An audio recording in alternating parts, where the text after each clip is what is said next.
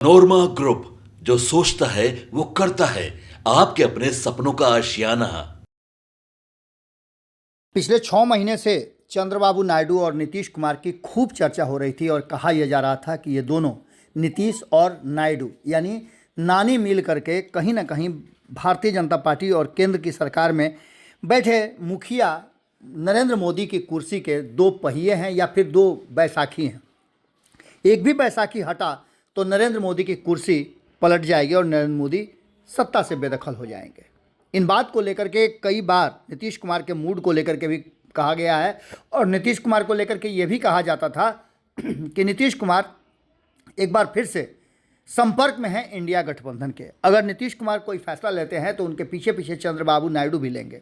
हमने भी आपको खबरों में बताया था कि भारतीय जनता पार्टी का वर्तमान नेतृत्व जो है उससे कई दल नाराज हैं।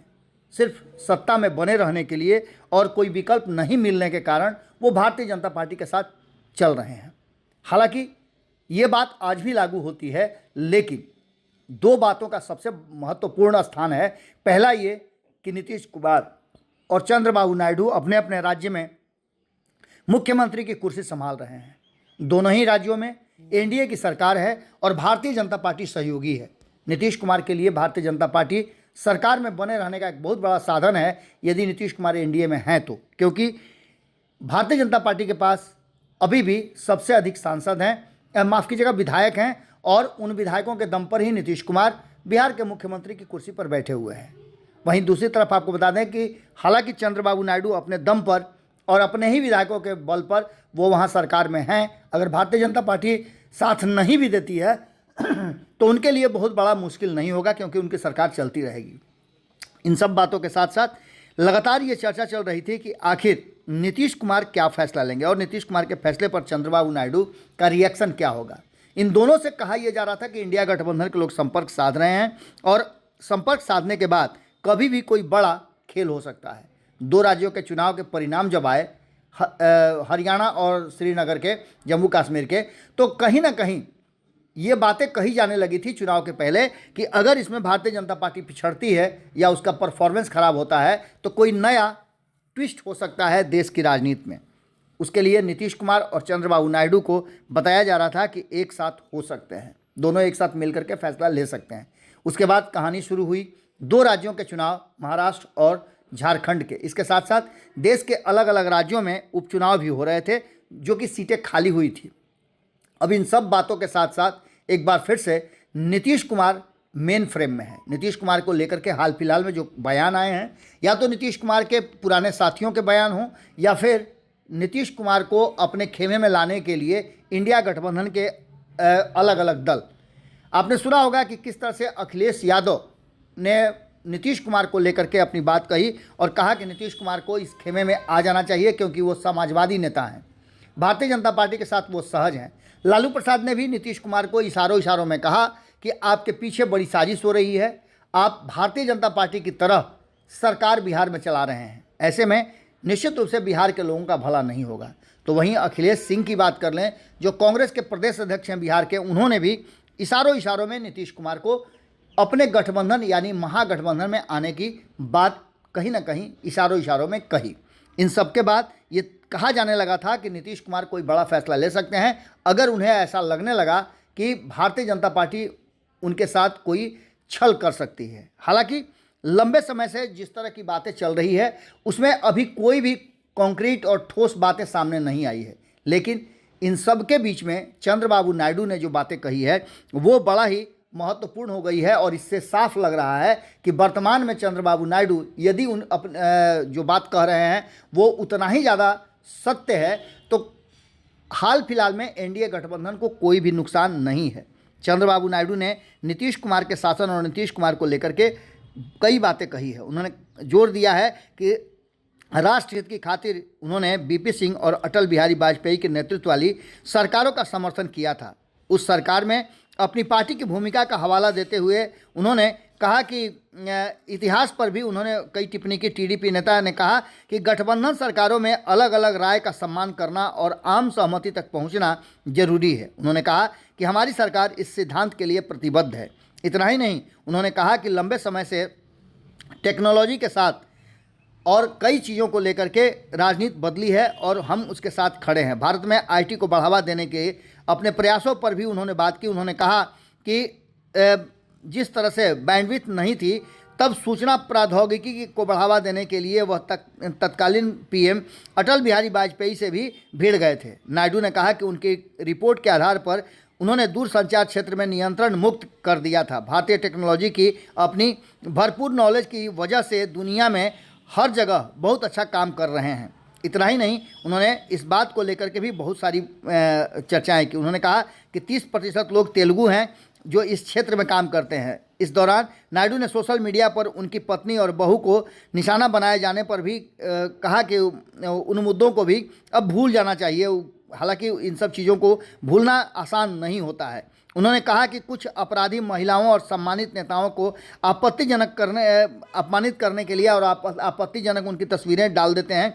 सोशल मीडिया का इस्तेमाल अगर अच्छा है तो कहीं ना कहीं चुनौतियां भी हैं और इस पर भी कंट्रोल होना चाहिए। लेकिन इसके साथ साथ उन्होंने जो बातें कही प्रधानमंत्री नरेंद्र मोदी को लेकर के, उन्होंने कहा कि प्रधानमंत्री मोदी नेतृत्व को सराहते हुए उन्होंने स्पष्ट कहा कि बहुत ही मजबूत और प्रगतिशील नेता हैं जिन्होंने बड़े विकास को बढ़ावा दिया है। भारत की 7.58% विकास दर इस बात का प्रमाण है। नायडू ने कहा कि प्रधानमंत्री मोदी लगातार तैयारी और दृढ़ संकल्प के साथ चुनाव और सरकार के प्रति एक अलग दृष्टिकोण से हमेशा लवरेज रहते हैं। उन्होंने कहा कि आंध्र प्रदेश को लेकर के भी उनका जो नज़रिया है वो भी काफ़ी अच्छा है और भारत वैश्विक स्तर पर पहचान मिली है, ये नरेंद्र मोदी की एक बड़ी उपलब्धि है।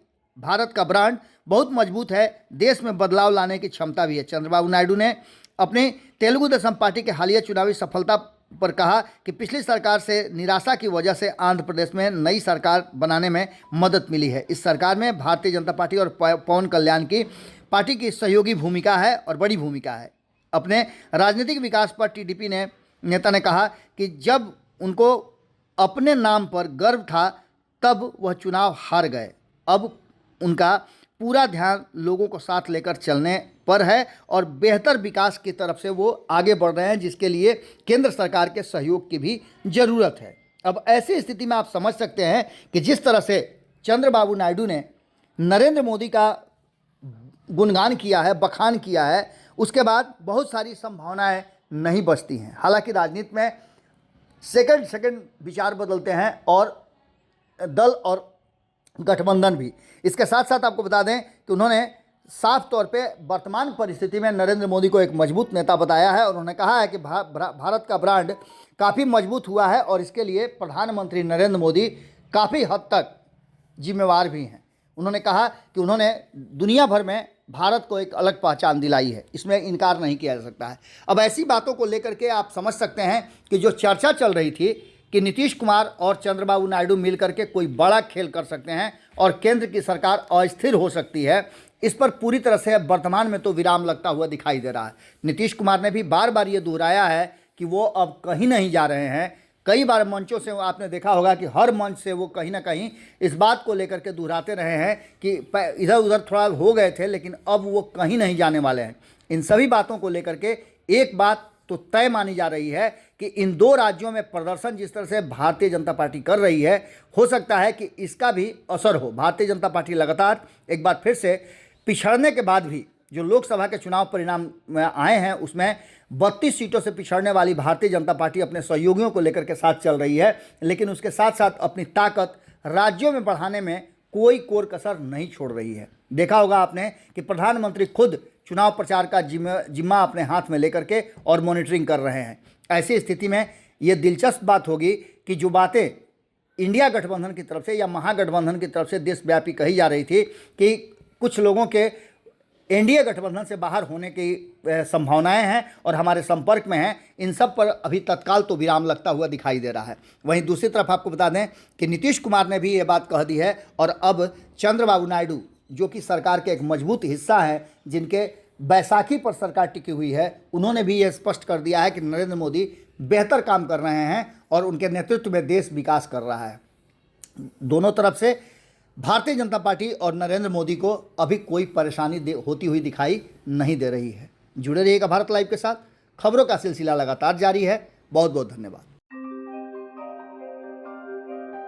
आपके सपनों को हमने सजाया है, ई होम्स पैनोरामा को हमने बनाया है। ई होम्स मेरा एक सपना था जिस पे मैं पिछले 4 साल से काम कर रहा था। हमने जो बनाया है वो सबने है माना। ई होम्स पैनोरामा में हो आपका भी आशियाना।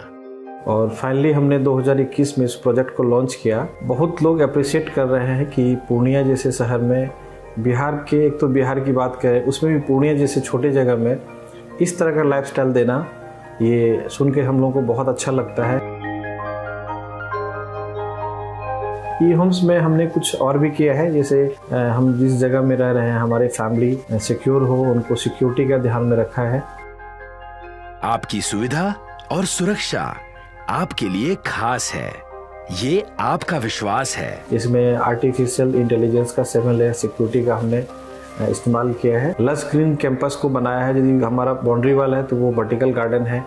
ये जितनी भी फैसिलिटी होता है एक इंटरनेशनल टाउनशिप में ई होम्स है, ये हम लोग विश्वास नहीं कर पा रहे हैं। जो भी हमारे मित्र दोस्त या जो भी हमारे बाहर के बाहर आते हैं तो हम लोगों को बहुत अच्छा सुनने को मिलता है और बहुत अच्छा क्रेडिट मिल रहा है। वो सारा हमने सिर्फ एक बिल्डिंग नहीं बनाया, हमने एक बहुत अच्छा लाइफस्टाइल दिया ई होम्स में, और मेरा एक सपना था जिसको मैं आज फुलफिल होते हुए देख पा रहा हूँ। ये आपका आवास है। ई होम्स पैनोरामा में अब आपका निवास है। E homes panorama, luxurious lifestyle redefined. Panorama group, जो सोचता है वो करता है। अगर ये वीडियो पसंद आई और वह बिहार के राजनीति और बिहारियत से सरोकार रखेनी तो सब्सक्राइब बटन दबा के चैनल के सब्सक्राइब कर ली। ओजे एगो घंटी बा, ओकरा बटन दबा देला से कुल सटीक और मारक खबर रुआ मुफ्त में मिल जाई। अगर रुआ पत्रकारिता के हमनी के नया प्रयोग में सहयोग कर चाहतानी तो ज्वाइन बटन दबा दी। पेटीएम नंबर नोट कर ली 9386816700। धन्यवाद।